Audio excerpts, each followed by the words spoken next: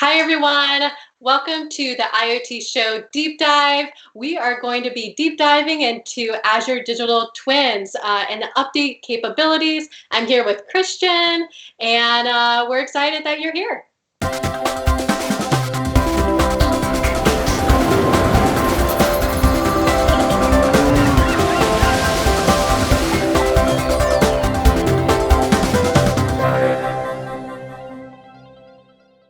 Hi everyone, welcome to IoT Show Deep Dive.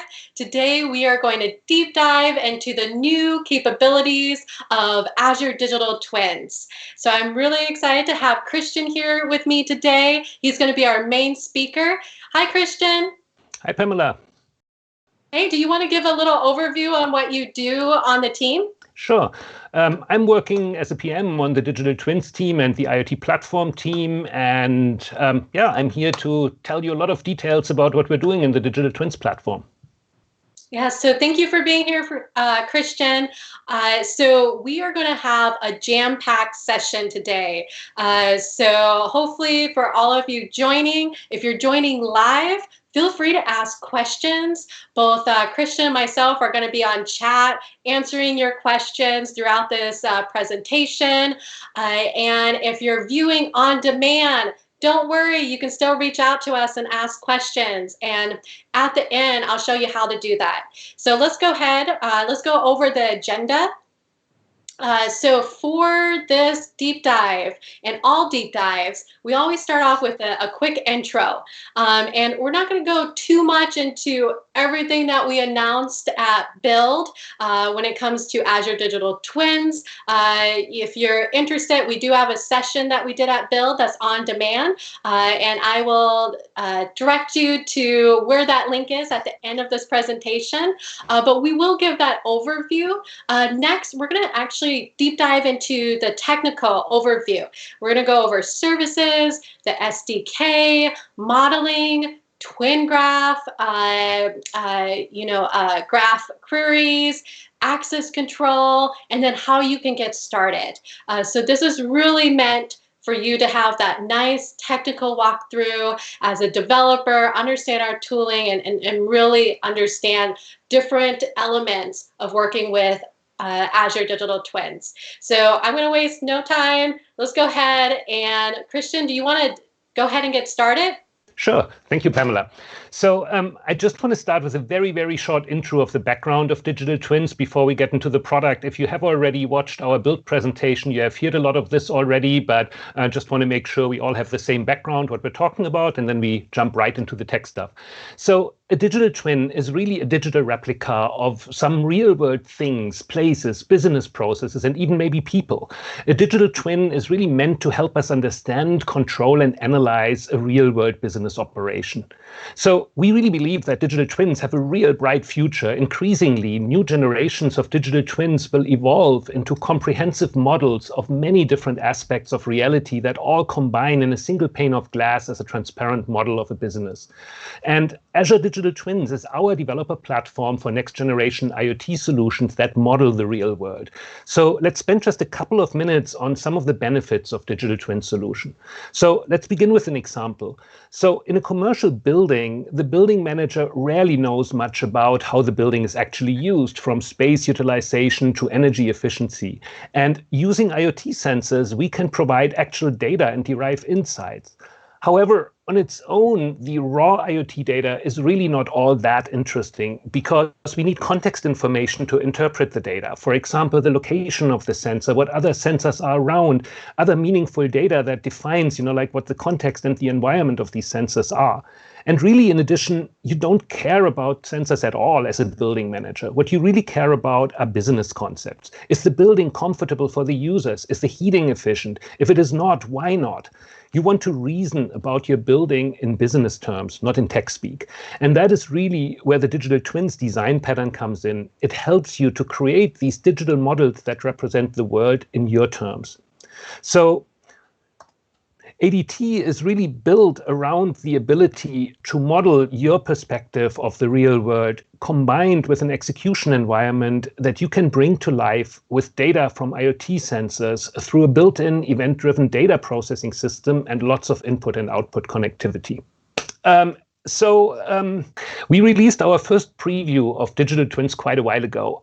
The initial preview was very focused on smart buildings, smart spaces, and we got great feedback from it, validating many of the underlying design ideas and concepts. But customers really came back to us and said, hey, we really want to use these concepts not just for smart buildings, we want to use them for other domains beyond smart spaces, for example, in industrial scenarios, energy grid management, farming, and many other domains. And so in response to the feedback that we got, we made quite a few changes to the Azure Digital Twins platform. So where the first preview came with a hard-coded ontology of entities for smart spaces and a topology system that was really focused on the hierarchical relationships that you find in buildings, the new version delivers a much more flexible modeling system that lets you design your own custom types, your own entities that can represent the things and people that matter in your world. It also lets you create much more complex graph topologies that have much richer connectivity between the entities that you create. Our customers also ask us for a much more flexible compute model. In the original preview, we had JavaScript-based user-defined functions. In the new version, you can basically use external compute, for example, Azure Functions, and that makes it possible to pretty much use all your existing code libraries, additional programming languages, external compute services such as machine learning or physics simulation, and so on and so forth. Next, in version 1, we had IoT Hub tightly integrated into the Digital Twins platform. That turned out that it made it hard for customers to manage their devices in exactly the way they wanted. And so in the new version, you can bring your own IoT Hub and you have full access and control to device management through this hub. And finally, we did a lot of work to enable solutions at a much larger scale. And really with that, we're going to talk more about these abilities. Hey, Christian. So for those who are, working with the public preview over a year ago, and they want to have these updated capabilities, what would you recommend for them to do? So the new preview has quite a number of changes against the old platform. And so customers will have to migrate to the new technology. We will continue to support the old preview for quite some time going till the new service goes GA. But if you are currently having a solution that is built or designed on the old platform, you should really jump on the public preview as soon as possible and start migrating. Okay, thanks, Christian. Let's start with a quick overview of digital twins in context. So a digital twin solution typically will not just contain the digital twin service, the Azure Digital Twin service alone, but a number of other services that it's connected with. Most importantly, you will have one or more client apps that is responsible to manage the digital twins graph and the digital twins models that you design. You will also probably have an IoT hub or another input source, another service that pushes data into digital twins. You will have some compute resources like Azure Functions that do data processing, and you will have downstream services where you push data to, like, for example, cold storage for long-term maintenance of your data, or analytics services like Azure Synapse or machine learning. You can connect to workflow systems such as logic apps, right? So there's many, many ways where you can put your data in downstream services from digital twins. If we look at that a little bit from a developer perspective, there are a number of responsibilities that you have as a developer when you develop with the Digital Twins platform. The first one is that you model the environment. So as we said earlier, what is really important about digital twins that you have the ability to create your own domain vocabulary that defines, like the concepts that you have in your environment. You define these in a simple definition language called the Digital Twins definition language, and then you register these definitions with an ADT instance. You also will write code that generate and maintains the graph of digital twins that you have using these previously defined models. So to give you an example for that, in a building management system, you might have concepts such as the building itself, floors, rooms, neighborhoods, spaces, HVAC systems, elevators, and so on. And a concrete instance of a building would maybe need one building, a number of instances of floor. Let's say the building has 4 floors, so you would have 4 instances of type floor, right? Each floor might have some 20 neighborhoods, so you would have 20 instances of type neighborhood and appropriate instances of rooms and so on, right? And typically, this graph is generated, like procedurally or programmatically from other data sources. It could also be manually created. So your client apps will typically be in charge of managing, like the graph generation and maintenance. You will also write code, and that's your second big responsibility, to process data and update state as it flows through the graph. So think of the digital twins model that you have basically as a static representation of the world. And as you drive data into it, you bring it to life with real-time data that is coming from all the sensors or other data sources you have in your environment, so that you have an always up-to-date state representation of the real world in your graph. And in practice, you're doing this by creating egress routes to external endpoints. You can do this with event grids, event hubs, service bus, and so on. And then you apply processing logic for your business logic and data propagation. And of course, you also can send data to downstream services. In addition, in many solutions, people write solution-specific front-end code. For example, you might build a monitoring dashboard that takes models from ADT and graph state and displays that, create visualizations of the graph.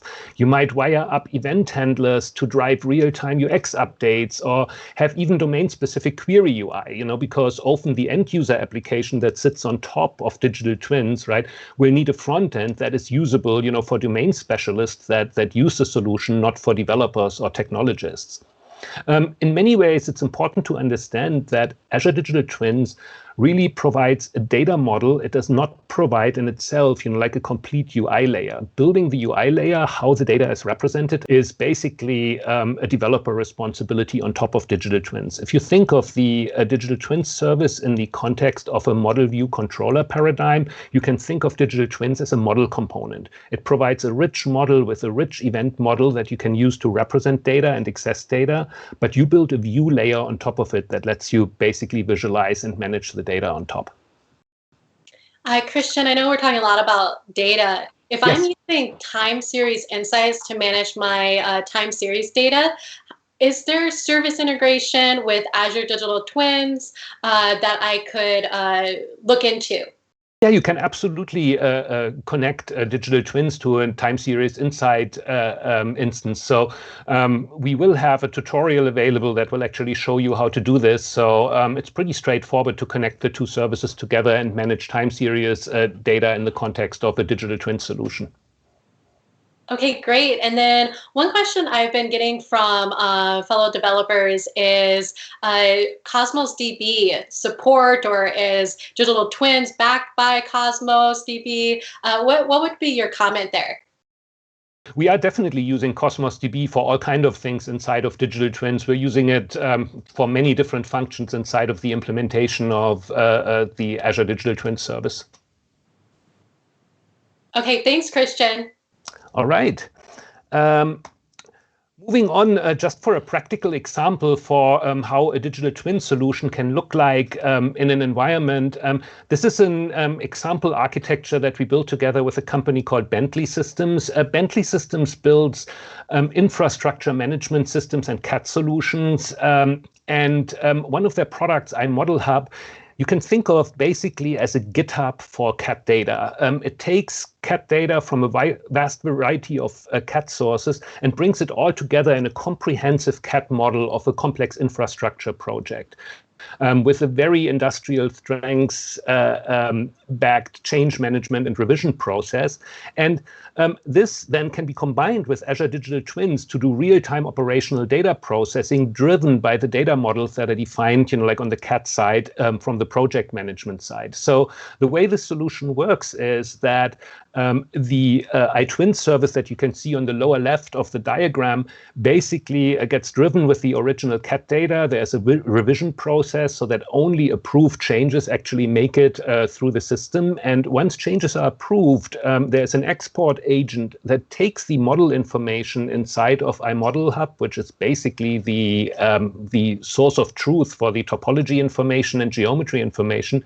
And it generates DTDL, the digital twins definition language models, and the topology that Azure Digital Twin then uses to process real-time IoT data for visualization of the actual state of the infrastructure project. At the same time, the data is piped through digital twins into time series insights, as per Pamela's earlier question, nicely integrated so that time series data is captured. And all this data together real-time data from Azure Digital Twins, time series data from time series Insight, the original CAT models, background map data, and several other data sources more are then displayed together in the front-end application that basically creates a visual representation of the entire infrastructure project that you can use to have access both to the original geometry as designed, to the background information from maps, to 3D capture data that represents real true geometry as built and as digged in the ground, and all the IoT data and real-time data on top of it for a real comprehensive view. So that is just one example for an architecture, how all these components can come together in a solution. So to dig a little bit more into details, let's start at the very beginning. How do you actually work with Azure Digital Twins? So basically, Digital Twins is a PaaS service offering. You can set it up, instances of Digital Twins via the Azure portal or very easily using Azure CLI support. So it's all very easily scriptable. The Azure Digital Twin service is programmed via a REST API surface, and we have several SDKs available for public preview. Actually, we have one, the C# SDK, but you can generate additional SDKs using AutoREST for now, and we will follow with additional SDKs for the supported Azure languages in the near future. There's also a parser library for the Digital Twins definition language that you can use for validation of Digital Twins models and reflection over the Digital Twins definition language on the client side. That is before you ever upload models to the service. This is really useful, not just for validation, but also for things like model-driven UI design, where, for example, dashboards or control panels can be defined automatically from the DTDL data. And Christian, is it a fair thing for me to assume that when you say additional SDKs, we're talking about Java, JavaScript, and Python? The supported Azure languages are basically C#, Java, JavaScript, TypeScript, and Python. And for these languages, we will have SDKs. You see here at the bottom of the screen a couple of examples, but we're going into code samples a little later, so I'm going to skip this for now and move on. Just a few details. The SDK that we have for C# is based on the Azure SDK guidelines. You see some links here on the slide that show you where you can find these.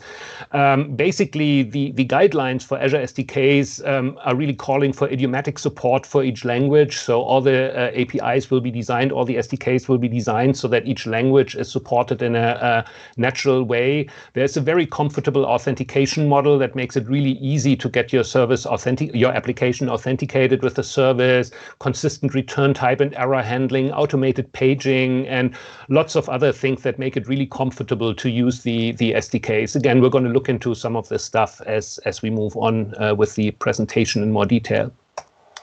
The DTDL Parser library basically is a client-side library that effectively lets you do reflection over the Digital Twins definition language on the client side. So basically, you can give it entire DTDL model sets, so whole collections of models, and it handles inheritance and all the cross connections between multiple models. And it's really very good to use to validate models before you upload them to the service, or to find out which properties or methods are defined in the model, and to drive UX generation code, and so on and so forth. So lots of good things, and that's another code library that is just distributed via NuGet that you can use as part of your client-side projects. So there's a number of CLI extensions for Azure Digital Twins that make it really comfortable to create and manage ADT instances. For example, you can create, list, and delete instances. You can manage RBAC. You can manage endpoints. And the CLI also allows you to issue simple data plane commands so that you can, for example, list twins or access twins, just using data plane commands. Sometimes that's really useful, for debugging and scenarios. Just to give you an idea how easy it is to create, like, for example, an ADT instance using the CLI commands. The commands that you have here at the bottom is the complete serial sequence of commands that you would need to issue, beginning with the login into Azure, selecting your desired subscription, registering the Digital Twins namespace for the first time. This is all it takes to basically get a running Digital Twins instance. That's great, Christian. I'm excited that we have that tooling support. And I'm wondering, we have the main IoT extension for Azure IoT, for the Azure CLI. I'm wondering, is that the same extension you're talking about? So I only need to update that extension to get the support for Azure Digital Twins? Yes, that will eventually be the same extension, yes. Okay, wonderful. All right, let's talk a little bit about modeling. So basically, models in digital twins basically describe a domain vocabulary. And what the modeling system in Azure Digital Twins allows you to do, it lets you describe all the entities and concepts that are important for your business and describe how these entities relate to each other and are connected to each other. To describe these entities, we use the Digital Twins definition language, which has an open source specification. It's completely programming language independent, and it's based on JSON-LD, so that there's a lot of processing tools that are already available and are compatible with the language. We also use the Digital Twins definition language to describe IoT devices through a service that we call IoT Plug and Play. And it is also aligned with the time series insight data model. So our goal really is that we have throughout the entire IoT solution space a consistent way to describe entities and to describe everything from devices to logical business models so that everything plays together seamlessly. So basically a consistent programming model that reaches, like from the devices and the edge all the way to, like the cloud with ADT and TSI.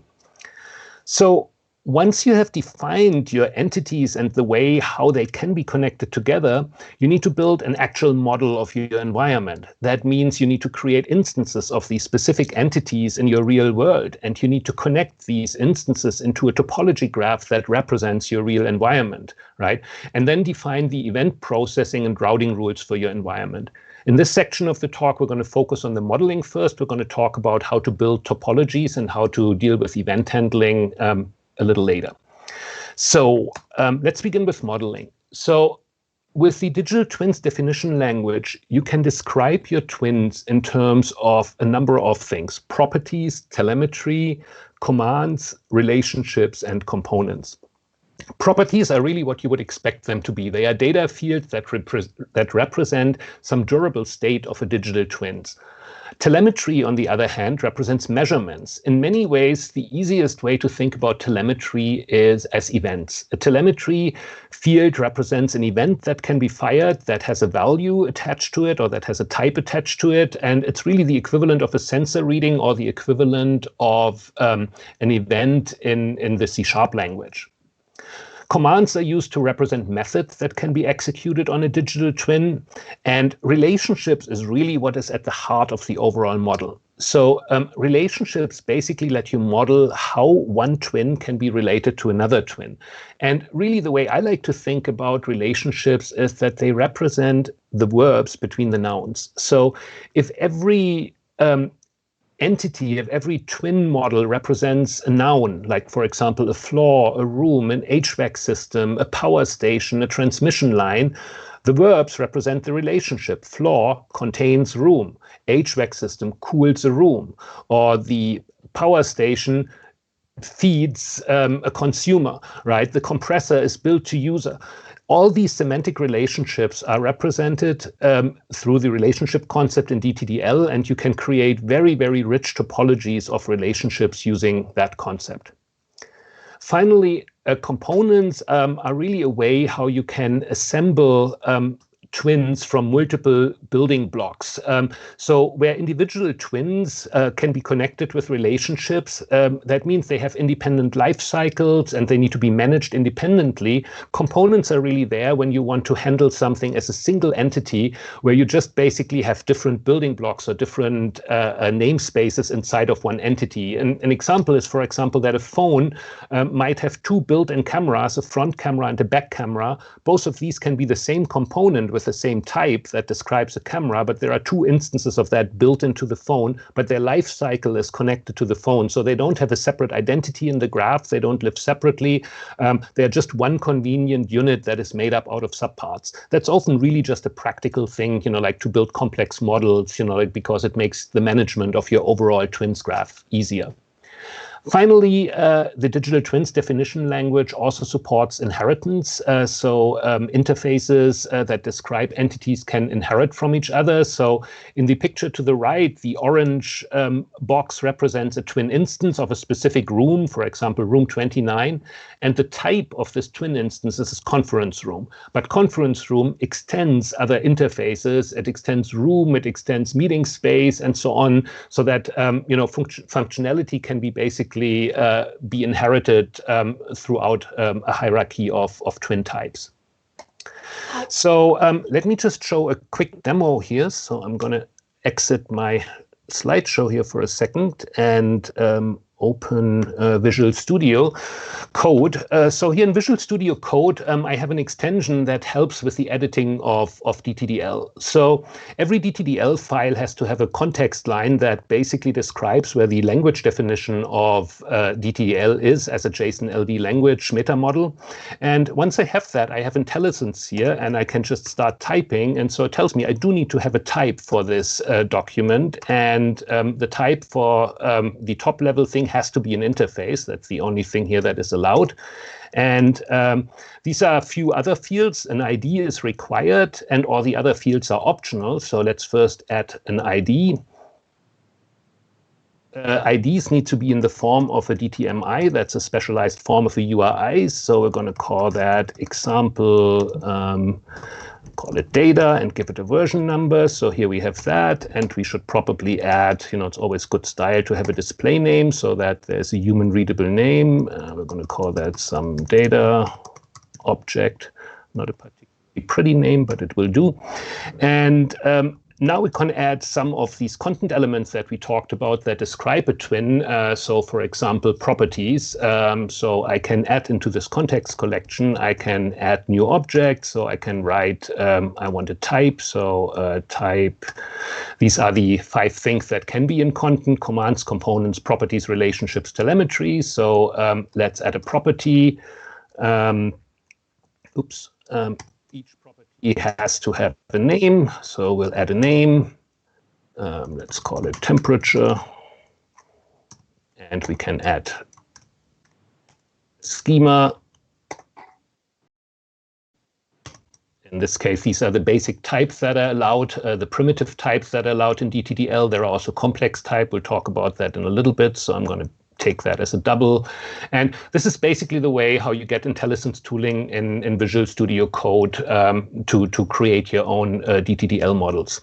And Christian, while you're going to the next slide, I'm wondering, for DTDL, how it interacts with other data description languages, like, for example, CDM. Could you explain that a little bit more on how that can work? Yeah, sure. So DTDL is really designed to describe active entities, things like devices that can act and do things. And so it really describes the entities that make up a working live dynamic systems. But when you go to data analytics, for example, to store data into the data lake, and you want to work with all the Microsoft Analytics tools, all the tools from Synapse over Data Factory, Data Explorer, and many more, they all understand CDM, the common data model, really well. So one thing that we are looking into, we don't have this quite yet in the public preview, is to provide the ability to write data right out of Azure Digital Twins into the data lake in CDM format, so that you will get full compatibility for data analytics with all the other data, and that you can do joint analytics and analyze all this data in common context. Okay, I'm excited for that feature, because I know that's there's gonna be a lot of people very interested in that, because I'm already getting pinged about that. Great. just to repeat what I was just showing, so a simple digital twins definition language interface basically needs to have a context, it needs to have an ID and a type, and then in the content section you can define properties, telemetry, and so on. This example here has 2 properties and a telemetry value. You can have simple and complex types. So simple types are, all the things like integers, booleans, doubles, timestamps, and so on and so forth. But you also can define complex types such as objects. In this case, here in the picture, for example, you see a telemetry value defined with a rotation property that is an object that has multiple fields such as roll, pitch, and yaw that define, like the different fields of this complex type. Relationships, as I said, are really at the heart of, like creating models and complex knowledge graphs inside of digital twins. Relationships are unidirectional, but can, of course, be built from either direction. They are fully queryable through the query language. And very importantly, relationships can also have properties, just like twins can have properties. You can attach data items to relationships, which often is really practical in modeling because it really solves many common problems in modeling because you can have data associated with the relationship itself. And that gives you a lot of flexibility in modeling scenarios. Finally, inheritance. So twins often, or twin types rather, need often to be specialized for a given use case. And what DTDL basically supports is interface inheritance. So if you see here in example 1, this very, very, very simple room interface, it has one single property with the name occupied. The interface conference room extends room and adds a property with the name capacity. If you ask the type conference room which properties it has, it will answer, I have 2 properties. One property is occupied as a Boolean value, and one property is capacity as an integer value. Here in example 3, we have yet another type, executive conference room, and that adds another property named VP name.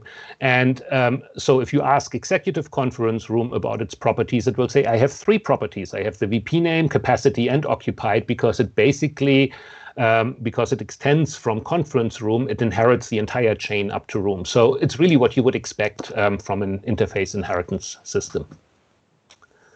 Okay.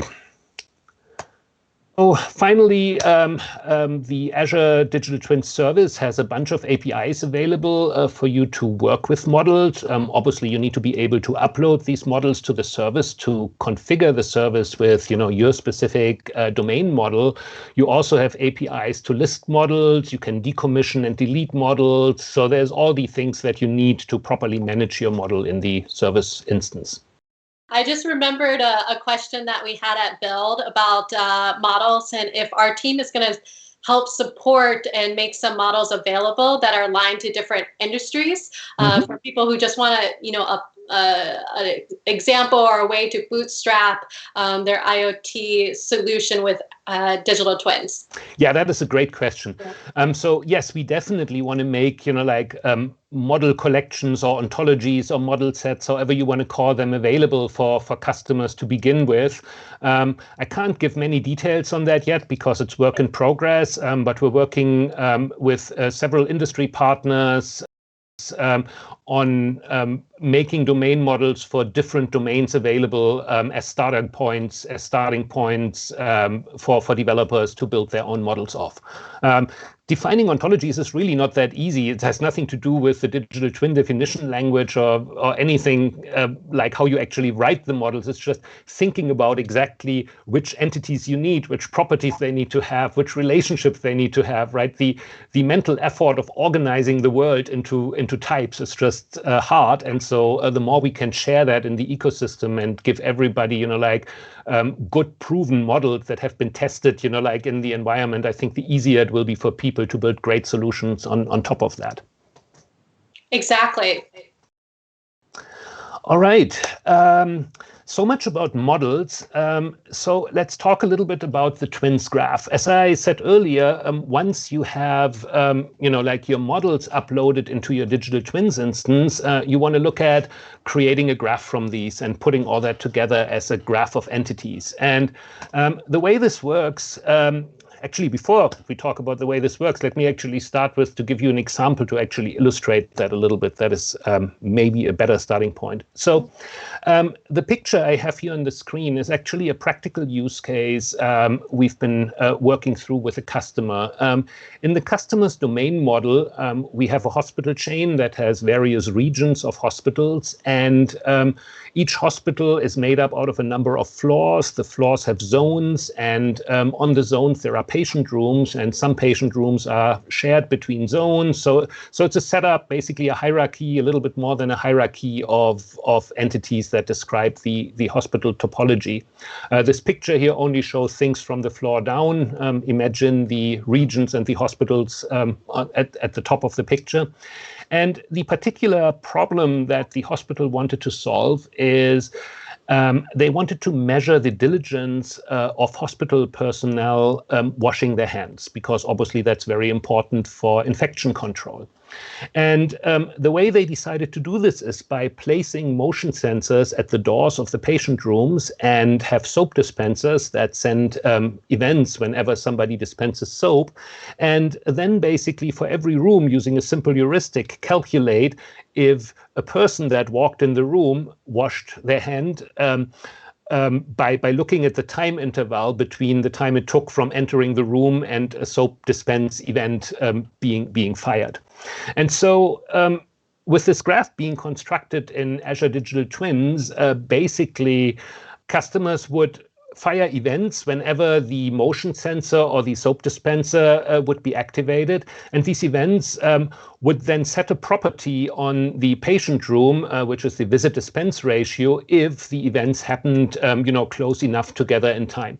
But every change in this property value would fire a property change event again, which then would be propagated to the zone, and the event handler attached to the zone would basically go and say, hey, let me look at all the patient rooms and calculate the average visit dispense ratio for all the rooms in this particular zone. And as that property changes on the zone, the data will propagate to the hospital floor and will calculate an average of that data for the hospital floor, and then it will propagate up to the hospital. As a result, the hospital operator, the nursing staff, has a constant overview, both at the fine granular level of the patient room and at every level in between, how the current compliance with hand washing rules actually looks like in the building. And the same data can, of course, be written out, to long-term storage for longer-term analytics, so that this particular use case also helps with research, for example, which policies help to incentivize hand washing and so on and so forth. Right. And this is really a super simple example, but it shows how the combination of topology management, event handling, and propagation of data through the graph can help to build, like IoT solutions with a very simple programming model. So to look at that a little bit in practice, I said earlier, that you have to start with, just building a topology. And in many cases, the data for building a topology already exists. So, for example, it could exist in a building information management. It could exist in a database somewhere. For example, like in the example with Bentley that I showed earlier, it exists in the iModel Hub service that has basically a complete CAD model of the environment, and that is derived from that. So there are many places where it exists. It turns out, though, that also in brownfield buildings, so very often the data just exists in form of an Excel file, where people manually collect all this information and write it down in Excel. And the sample code here in this picture just shows how you could read an Excel sheet. An example for the way how it looks like is here at the lower right, how you would actually write code that reads, like an Excel sheet and creates, like a twin graph. We're going to look at the actual coding pattern in a little bit more detail in a second, so I don't want to spend too much time on that. But it gives you an idea that, like taking in external data and constructing a twin topology from that is actually really quite compact and quite easy to do. So in overview, like the Twin APIs basically give you the full set of CRUD operations, like on Twins. You can create them, you can read them, you can patch and update them, you can delete them. And there's also a full set of APIs for relationship, creating them, reading them, patching them, deleting them, and of course, listing incoming and outgoing relationships on Twins to discover topological relationships between elements. And in order to work with digital twins, we need to add two dependencies. And I did that before, so I'm not going to type this. So add package Azure Identity. That package gives you basically access to easy authentication functions that make it easier to authenticate with service. And we need to just add the package for the Azure Digital Twins API. Here we go.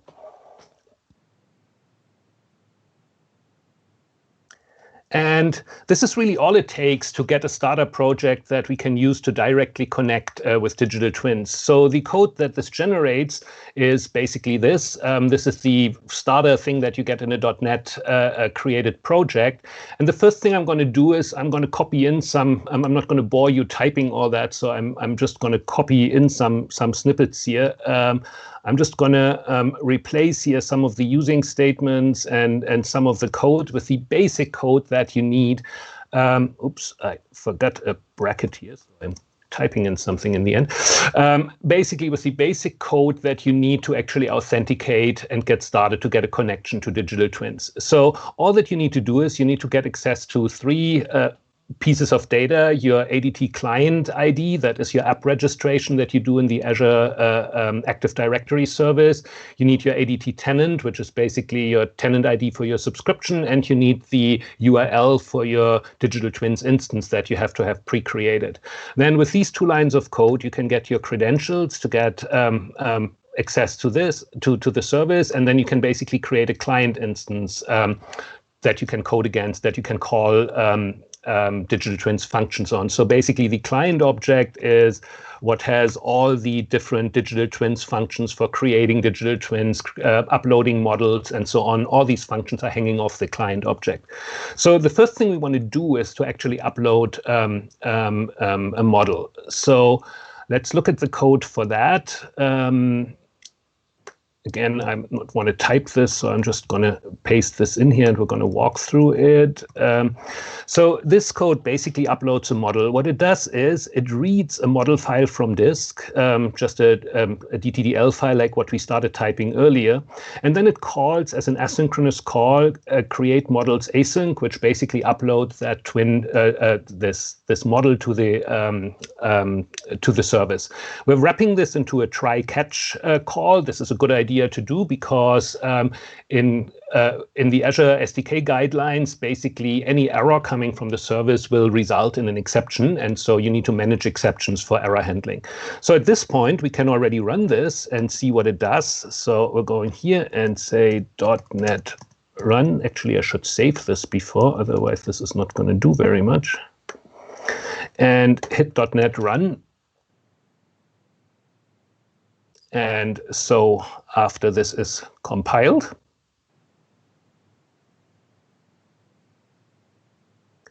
okay, it says upload a model. And now what it does is it will open a browser because the authentication that we ask for is interactive authentication. So it asks me to actually sign in. So I'm picking my account. So now we have that signed in. I can take this away. And so now it actually uploaded the model successfully and we're done. Now that is not super interesting because we can't really see very much. So the next thing I want to do is I want to read the model that we just uploaded back from the service. So I'm just going to add a little bit of code here that says async pageable model data list equals client.getModels async. So the getModels async call will ask the service, hey, give me all the models that are defined on the service, and it gives them back as an async pageable. The async pageable is a real cool thing from the Azure core package that basically handles paging for you. So you don't have to worry about this paging API from the REST API is actually paging. You don't have to worry about any of this page management. The async pageable will just take care of that, and you can just loop over the results with an await loop, with a for each loop. This is an asynchronous for each loop in this case, and get the results back. So even if the list has thousands of entries, you can just treat it as if it was a single loop, which is really convenient. So again, let's save that and run the results. So let's hit .NET run. Again, this will ask us to authenticate. So the browser will come up again in a second. Okay, let's just click that and go away. So now it uploads the model, and you see that two things here. One thing is we're getting an error, and second, we're getting one list back with the model that we had defined. Why do we get an error? Well, the error code that we're actually printing out here in the catch statement tells us that model already exists. That is what we should expect in this case. When you try to upload a model with the same ID that already exists, the server says, wait a minute, I already have this ID. What are you doing? It basically just tells me that I'm trying to upload the same model twice, but because I wrapped that in a try-catch statement, I can basically just handle this sort of error. And then it basically gets the result. Because I've only uploaded one single model, I only get one single line of models back. So let's create a few twins. Let's actually create a graph. So I'm going to paste in one more piece of code here.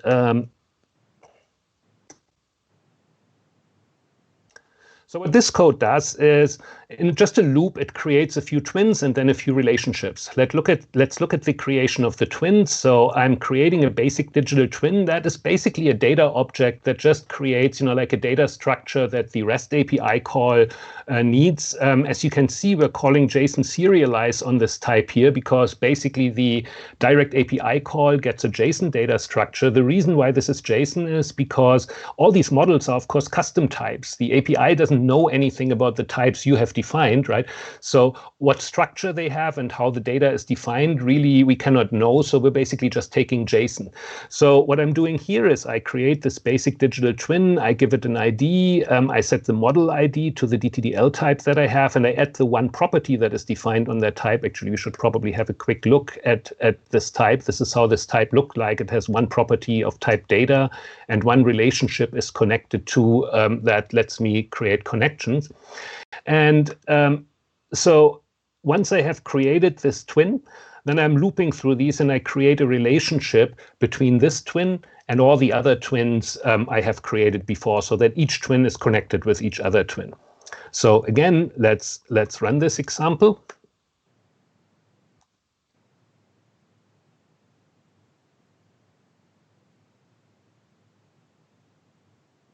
Okay, so the model gets uploaded. Oops, when that happens, we get our authentication again.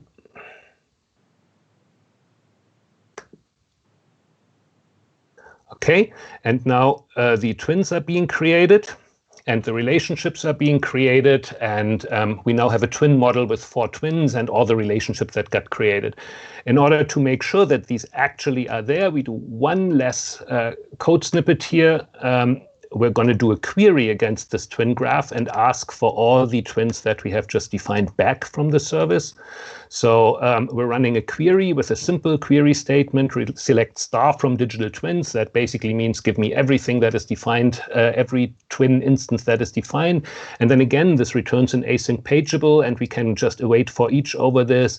And here you can see how we can use the basic digital twin object to deserialize the JSON twins that are returned and then print out all the properties we have. So let's save this and run this code again.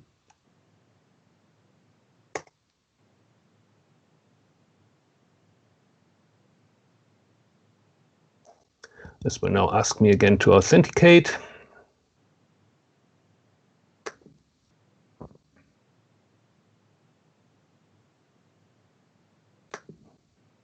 Okay, creates all these things again. And here you see the printout from the query, where you basically have the results from the query. So it finds 4 twins, and each twin has one data property, each with a slightly different value that was set up in the for each loop. So that gives you an idea how easy it is to work against the digital twins API. But I do want to show you this in a slightly more fun way. So we have an open source application that we will make available that is basically a visual interface to digital twins. We're going to make that available as a sample application.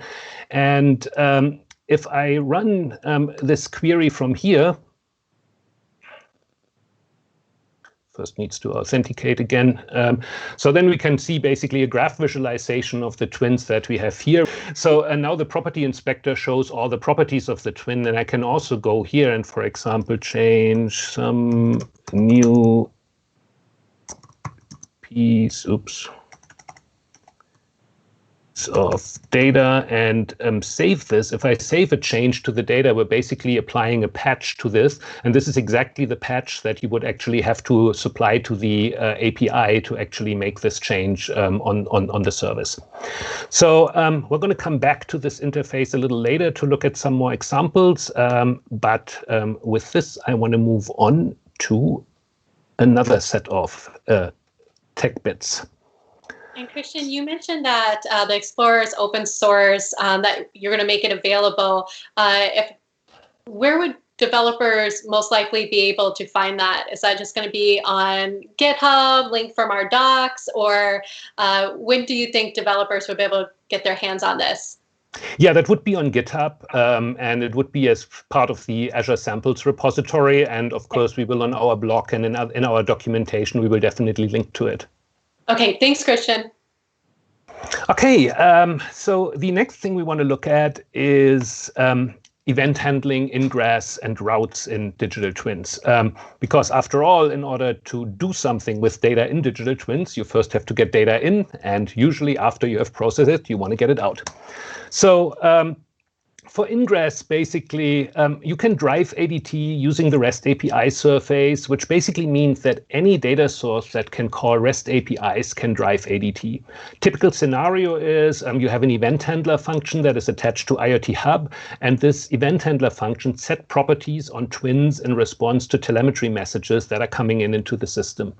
That means you can not just use this with sources such as IoT Hub, but also with things like event hubs, event grids. You can use it with logic apps or any other tool that basically can call REST APIs.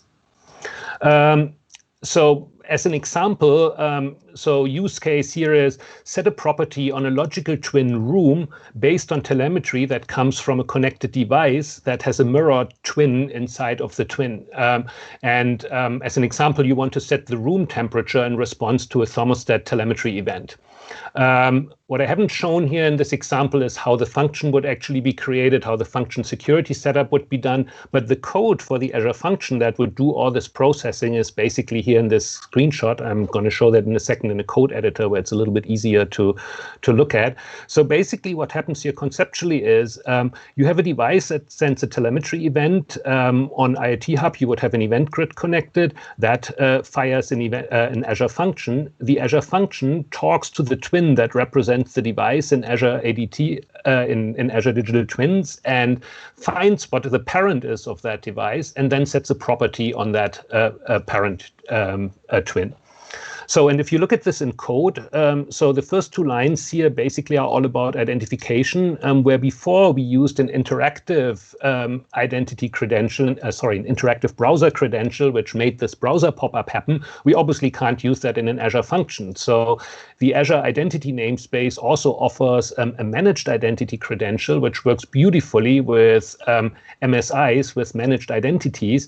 So if you just set your function to managed identities, this will just automatically give you a credential, and the only thing you need for that is basically the ADT app ID, which is a fixed string, so there's no configuration required. It is really, really easy to make that work. And then we just create a client, just like we did in the other examples. The next few lines here are all about getting data out of the event grid data event that comes into the Azure function so that we have the actual property we want. And from this, we get out two things. We get out the device ID from IoT Hub so that we know the number of the device, so that we know which twin to look for to find the parent. And then we get out the temperature value from the thermostat. And that's basically here, these 4 lines. And finally, in the last 2 lines, we're basically finding the parent and then update the twin property. So let's look at this code quickly. So I'm going to quickly switch to this and go here to the ADT utilities thing. So what does find parent do? So find parent really just does a single call to the service, get incoming relationships for a given twin. What this call does is it looks at a twin and it looks at all the connections that are coming in, all the relationships that are coming in from other twins, so that you can path them back to the parent. And then it returns, in this case, just the first one of these. The other function here is update twin property. All that does is it generates a patch from the new temperature data that is coming from the event, and then uses this patch to update the property on the digital twin. If you look at this is very much the same that you saw in the little pop-up in ADT Explorer. It uses a JSON patch, so every change is described as an operation, a property path, and the value. That was exactly this little JSON snippet that popped up when I did the little edit in the ADT Explorer editor. And that is basically the way how you use functions. And so let's go back to the presentation. So in general, this also applies to event processing on the downstream sides. So all events that are coming into ADT or that are generated by ADT in events can include incoming telemetry, any property change on any twin, when a twin gets created or deleted, when a relationship gets created or deleted, everything creates events.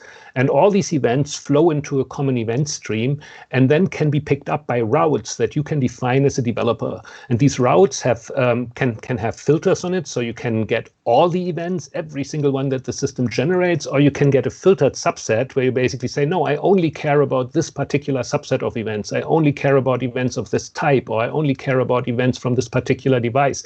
And these events are being sent to an endpoint, and from this endpoint, you can go to downstream services, for example, TSI, or you can go to store things into Azure Data Lake, or you can trigger a logic app, or you can call an Azure function that in turn can call back into ADT to set properties. So to show one more quick demo, so in this picture, you see the structure of an end-to-end solution that is actually one of our tutorials, where we have data coming from a thermostat that is processed with an Azure function and pushed into a twin that represents the thermostat.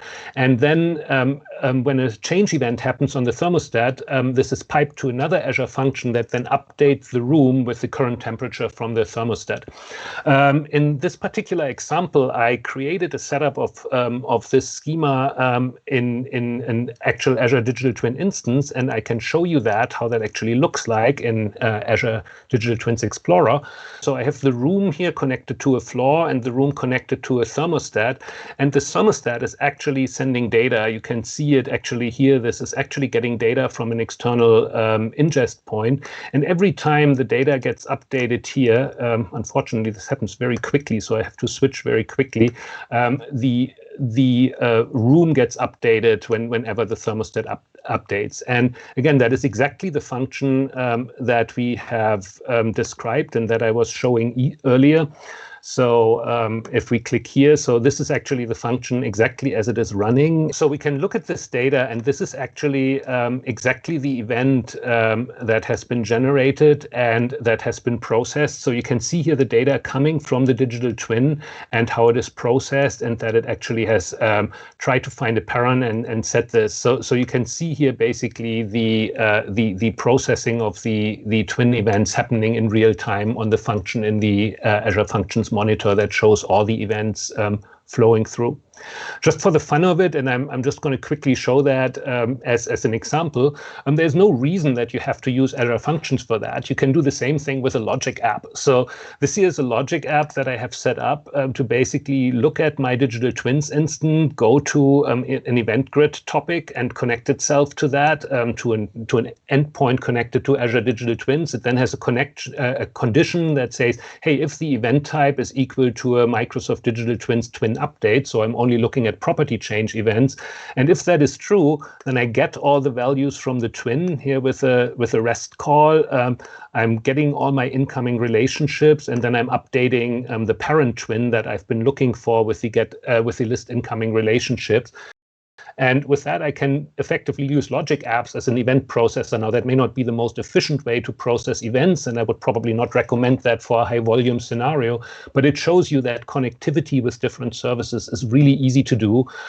Basically, all that I needed to do to make this happen is to create a custom connector based on the Swagger file from the Azure Digital Twins service, and that was all it took to be able to directly connect this with logic apps. And of course, I could send email from here. So here I have another logic app that basically lets me send an email whenever a particular event happens on a twin. For example, to send an alert when a particular sensor value or room average value exceeds some threshold that you have defined in your business logic. Okay, with that, let's go back to the presentation and move on quickly to how routes are managed. So just like any other API, routes have the same sort of REST API and C# API that lets you very easily create routes, list routes, and delete routes. There's really nothing particularly new here. The sort of messages that you get here, this is an example for the message that you would get on an event grid for a twin update. So it has well-defined cloud event style event headers, and then the data is basically sent here with all the changes as a JSON patch body. All right. A very important topic in Azure Digital Twins are queries. Very often you want to follow either the topology of your graph or the values in your graph to derive insight or to extract insights from the actual graph. And to enable this, Azure Digital Twins has a real rich query system that lets you find things in the graph. So the language we use is a SQL-like query language, so it should be very familiar to anybody who knows SQL language. It's also based on the SQL language that is used in IoT Hub, but we extended it with constructs that allow you to traverse relationships and to search through the graph. And using the language, you can basically get twins by properties, by model type, by relationship properties, do relationship traversal, use all kind of combinations between these things. You have query comparison operators, scalar function support, like things like is of a particular model type and all kind of other things. So lots of flexibility with a real simple API. Basically, we walked through the API already earlier. It's fundamentally a single call that you pass in the query, and you get this async pageable back that makes it really easy for you to loop through your query results. On this slide, we have a few examples for queries, but I thought it might be more interesting to actually run some queries live. So let me go back to ADT Explorer, where I loaded a slightly bigger model that shows a power grid, a fictive power grid example. So you see here a larger set of models that were loaded into the service and a slightly bigger graph here of some more elements. And just to show a few interesting queries. So for example, let's do one of these relationship joins. In this query, I'm basically starting with a node here in the middle, and I say, hey, find me all the nodes that are fed from this node. PL feeds means from this node, go out, find the feeds relationship, and then return, and this where P1 DTID equals P1 distribute means start with this node. So let's run this query, and you will get only the central node and the nodes that are connected to it. And now I can continue explore from that by just double clicking any of these nodes, like unfold these and see which other nodes are connected to that. I could also just add another condition here and, for example, find only the nodes that are connected to that have a particular capacity, for example, and subcapacity larger than 1000. And if I run this query now, I'm only getting these two subnetworks from the distribution line because these are the only ones that have a capacity that is larger than 1000. So much for a super quick introduction for queries. There's a lot more to the query system. With that, let's move to one last topic, access control. So Azure Digital Twins provides a role-based access control system that is aligned with the Azure RBAC system. So we give you coarse-grained access control for the entire service that has basically two built-in roles that allows you to authorize access to ADT resources. There's the Azure Digital Twins owner and Azure Digital Twins reader, but you can also create your own custom roles, to meet all your specific access control needs. So you can have individual scope for the model CRUD operations, for the twin CRUD operations, for the relationship CRUD operations, for query operations, for event routes, and so on. So there's a lot of granularity for selecting what your permissions are set for.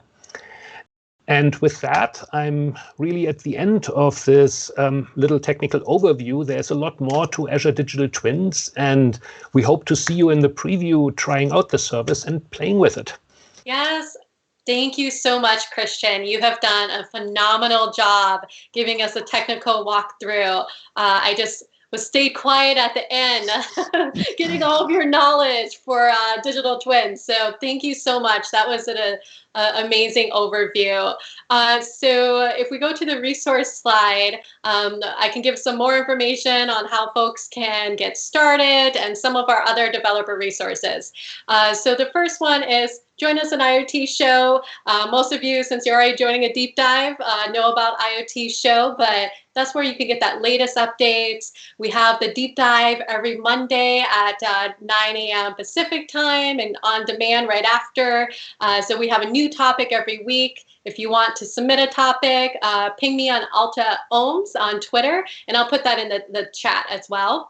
And then if you want to share your projects or reach out to the team, join us in IoT Tech Community. It's completely free. You can join or, just look at different blog posts. Also with the tech community, if you have questions or just want to talk to us, it's a great area to do that. I'm also posting these deep dives slides at the tech community location. And then if you wanted to get started with Azure Digital Twins, I provided a link to the actual landing page. From that landing page, you'll get access to the docs, some tutorials, and then access to what Christian covered in this presentation. And then we mentioned before at Build, Christian did a talk at Build for digital twins. It's called Azure Digital Twins, Powering the Next Generation of IoT. That's on demand right now. So if you go to that mybuild.microsoft.com, you can actually type that in and find that session. You're able to see some of the other questions that folks had and Christian answering those. And then if you have technical questions, visit us at Microsoft Q&A. This is something new that we have at Microsoft. Think of it as, if you have think of it as kind of like a Stack Overflow. You can go to Stack Overflow, but you can also go to Microsoft Q&A if you want a quick response to some of your technical questions. So thank you so much for joining. For everyone who asked questions in chat, we really appreciate it. And thanks again, Christian. All right, I hope all of you are staying safe and having a great week. Thanks, everybody. Bye. Bye.